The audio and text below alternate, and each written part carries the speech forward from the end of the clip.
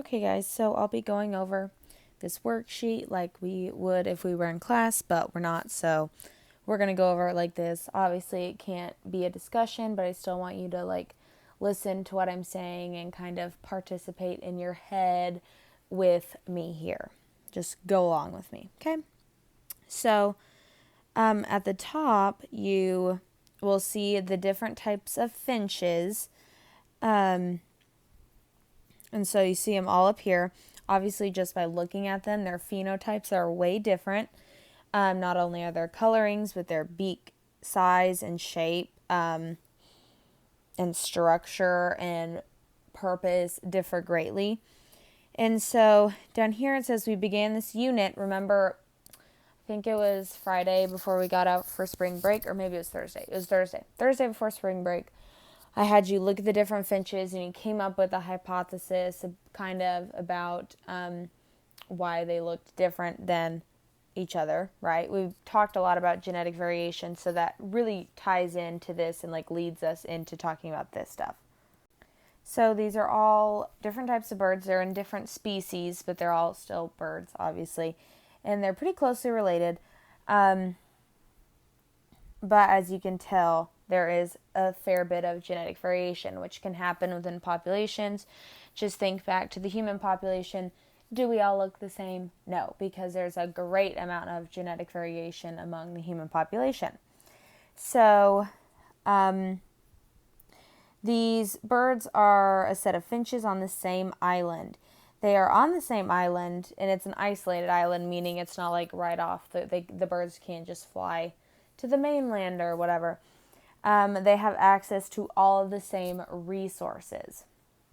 And what do we mean when we're talking about resources for a population? So resources could be anything really that they need to survive. It could be their access to food, what types of food, their access to water, their access to things to build their shelter, where they even build their shelter, because you can see some of them are tree finches. These are the tree finches over here. So obviously they live in trees. And then these are the ground finches, which will spend a lot of their time on the ground. They might still nest in trees, or they might nest on the ground. I'm not a bird expert. And then you can see that they all eat different things, but they still have access to all of it. So even though the warbler finch might prefer insects, it can definitely still eat cacti and things like that. So they kind of their food sources kind of overlap. They definitely have preferences, but they can eat other things. So this first question says, can all these finches use the resources the same? What factors could affect them using all of the resources? So, can they use the resources the same? Not quite. They're not designed to use the resources the same. Like I just mentioned, this woodpecker finch won't really eat any seeds because it doesn't have crushing bills. It really doesn't have the ability to do that, but it can, eat insects. Maybe it could eat the cacti. And then it says, what factors could affect them using all the resources? So that's where the scenarios kind of come into play later on down, which you already know about the different scenarios. But say for the warbler finch, there weren't a lot of insects, then it would eat cactus. And that might affect the cactus ground finch. So then that might eat some other things, and then it all kind of interconnects together. So if they don't have access to their food type, then that will not only affect them, it'll affect the other populations of finches. Okay, so then I proposed different scenarios. In full disclosure, I made these scenarios up, but they are things that can happen in nature. But you're still basing your answers off of this diagram here. I'm not expecting you to bring in outside information into your answers. So the first scenario says there was a drought So the only vegetation left were cacti, because we know cacti are pretty good. They're drought tolerant, so they don't need a ton of water to survive. And you might be like, well, wait, Miss Sager, there's nothing, like, none of these just eat plants or trees, but where do seeds grow and where do fruits grow? Okay, so even though they don't straight up eat plants or trees, they eat things that come from plants or trees, so this will affect those. So it says, what will happen to the population of tree finches, which are all of these that either live in trees or eat things from trees? How will it affect the cacti, ground finch, and the other ground finches? Okay. So for the tree finches, we said if there's a drought and the only vegetation left are cacti, will these tree finches have a place to nest? Maybe not. If a lot of these scenarios, and this is why I'm going over it, a lot of these scenarios, like, I want you to keep thinking a step further. So sure, if you said, like, the tree finches wouldn't have a place to live, you're not wrong. But what does that mean for the tree finches if they don't have a place to live? Are they going to be able to survive and reproduce? Probably not. If they are on the ground, then they might be eaten or, taken down by another predator, because they live in trees for a reason. So, the tree finch population, we can assume, since they're either losing their home or their food source, or both, in the case of the vegetarian tree finch, their population is going to decline. So I'm just going to put a down arrow. Population will decline, but hopefully you explained it some more. And if not, here we are explaining it together. Okay, the cactus ground finch. Let's consider this guy. So, if the only vegetation left is cacti, then the cactus ground finch are going to have places or lots of food to eat, right? So if a population has lots of food to eat, they're going to be able to survive and reproduce, so their population will go up.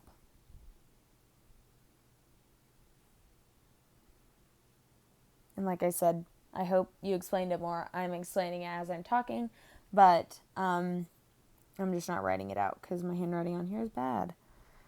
And then what happened to the population of other ground finches? So the other ground finches with not that one, okay? So the other ground finches, what do they eat? They eat seeds that presumably come from the trees that died off in the drought. So this population, let's think about the most obvious thing is immediately their population is going to decrease because they don't have a lot of food. But they are on the ground along with this cactus ground finch.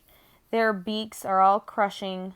This one kind of has a probing beak, but these ones have a crushing sort of probing bill. They kind of look like it. So their population might decrease, but if you're a ground finch over here, and your options are either dying or trying to figure out how to eat a cactus because there's tons of cactus around, what are you going to do? Okay? So, we're going to say like maybe slightly decrease. Maybe eat cactus. Maybe. Because it's a better option than dying. Okay, so that's it for scenario 1. Like I said, I want you to kind of consider what obviously the tree finches are going to decline in this, but why, and then what's going to happen to that.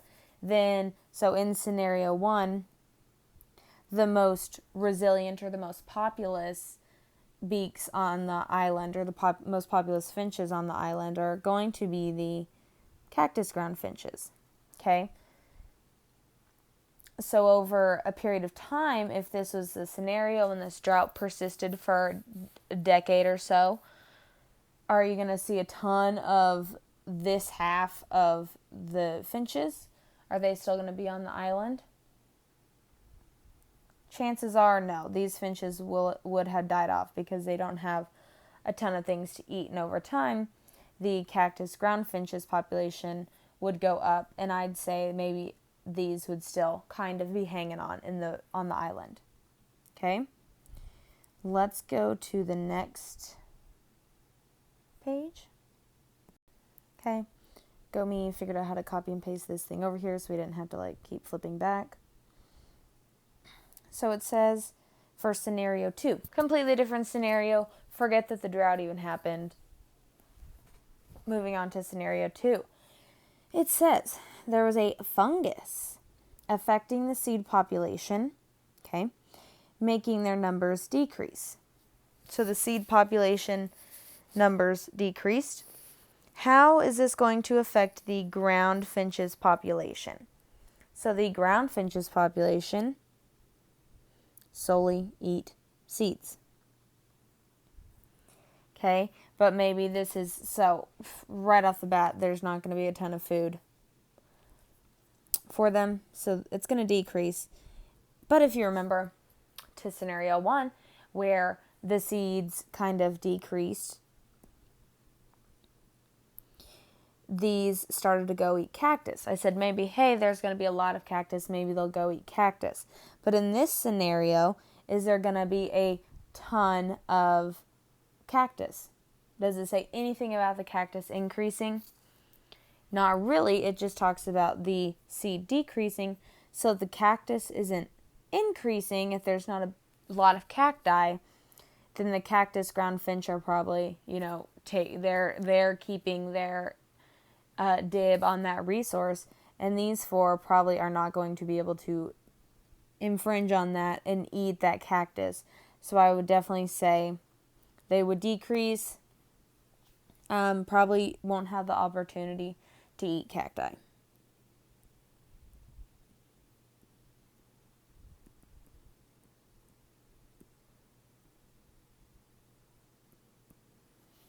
Okay. That was a short one. Moving on to scenario 3, it says there was an abundance of rain. Ooh. Making the vegetation lush. Which lush just means a lot of it. And it is healthy and looks good. How will this affect all of the birds' populations? Okay. So, let's just start on this side. This side, they are all tree finches, so they live in trees, right? And the fruit eaters eat things from trees, so if there are more trees, more vegetation, obviously their population is going to increase. Let's look at the cactus. I bet the cactus will be fine. It's not like they're going to be overwatered or anything. And then let's look over here at the seed eaters. Seeds obviously come from vegetation. So if there's lots of vegetation and it's doing good, then there's probably lots of seeds. So are any of the populations going to decrease? Probably not. They're all going to have just more of their resources, so they're probably all just going to increase.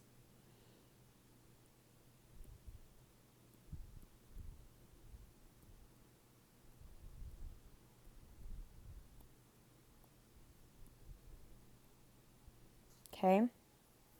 Scenario 4 says, a new insect was introduced to the island. It solely eats fruits. What will happen to the population of the vegetarian tree finch? Let's look. They live in trees and they eat fruits. So before, they probably didn't have a ton of competition. They're the only fruit eaters among birds, so they're doing fine. But this insect was introduced and it eats just fruit. So what do you think is going to happen if there's less fruit to go around for the tree finches? It's possible that their population would decrease, but would they go extinct? Probably not. They just have a little smaller population.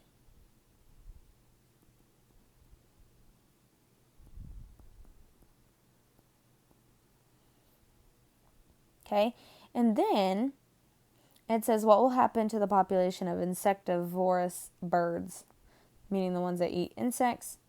If there are more insects, then that means there are more insects to be eaten, and if there's more food for those, their population is going to go up.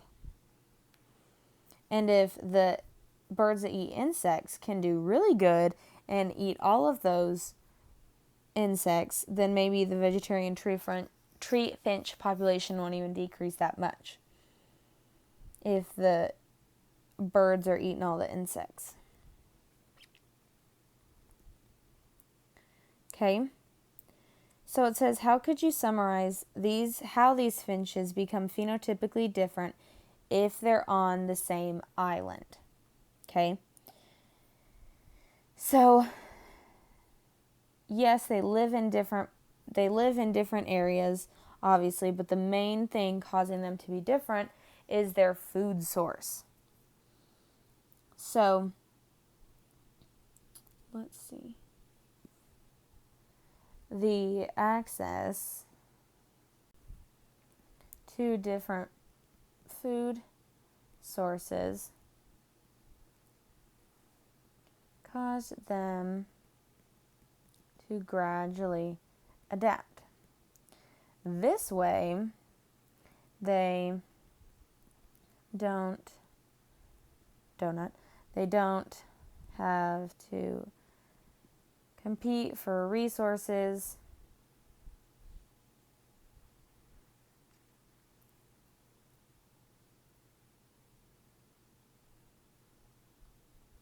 Okay, so how could you summarize how these finches became phenotypically different if they're on the same island? The access to different food sources caused them to gradually adapt.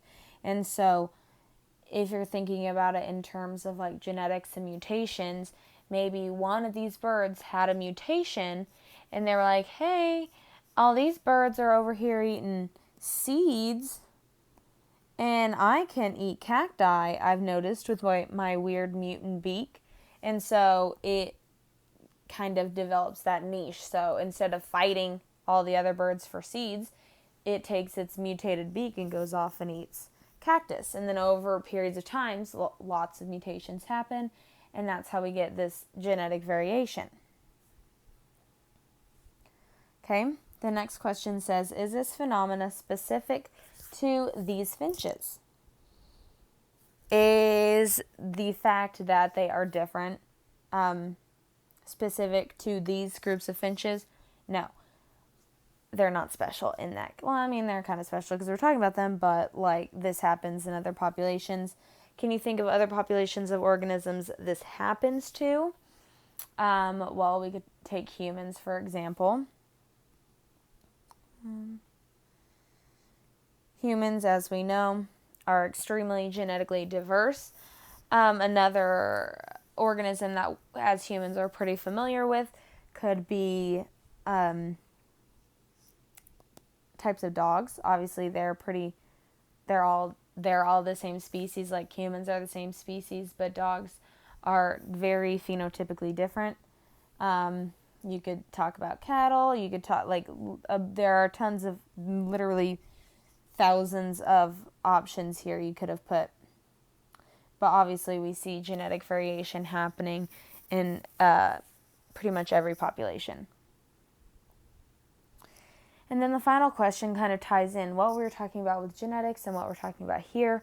And it says, how is our knowledge of genetics useful in explaining how organisms are different? So, how is our knowledge of genetics useful in explaining how organisms are different? So, we know that organisms are different, obviously, but knowing about genetics, we know why they're different. So, this idea of genetic variation in the way that our genetic information is inherited, because remember, you only inherit half of your genetic information from one parent and half from the other. So like, which half is it going to be? It's all random. So our explaining how they're different, we can talk about mutations cause genetic variation, and then those different traits can be beneficial in some cases, like for these different birds, or they could be harmful in some cases, like in the different scenarios. Okay, make sure to read over that. I typed it out, but it's basically what I said, how genetic variation exists in populations. They arise from mutations and or when genetic information is passed down from parent to offspring. These changes on the genes lead to different traits being expressed. These traits could be beneficial to the population and be passed down. Okay? So there's no need to like go back and correct your answers. Just kind of know what you put, and maybe if what I said was different, kind of make sure you understand why the answer I said was most correct. But if you put something similar, then don't freak out. If you didn't think of it as in depth as I did, don't freak out. You're new to this, right? So if you made it to the end of the video, I would like you to email me, and you can literally just put it in the subject line and say, I watched the video. I watched the Finches video. Okay? Here's my email if you need it. ksager@navajo.k12.ok.us. And just tell me that you made it through the video, so I'll know that you did.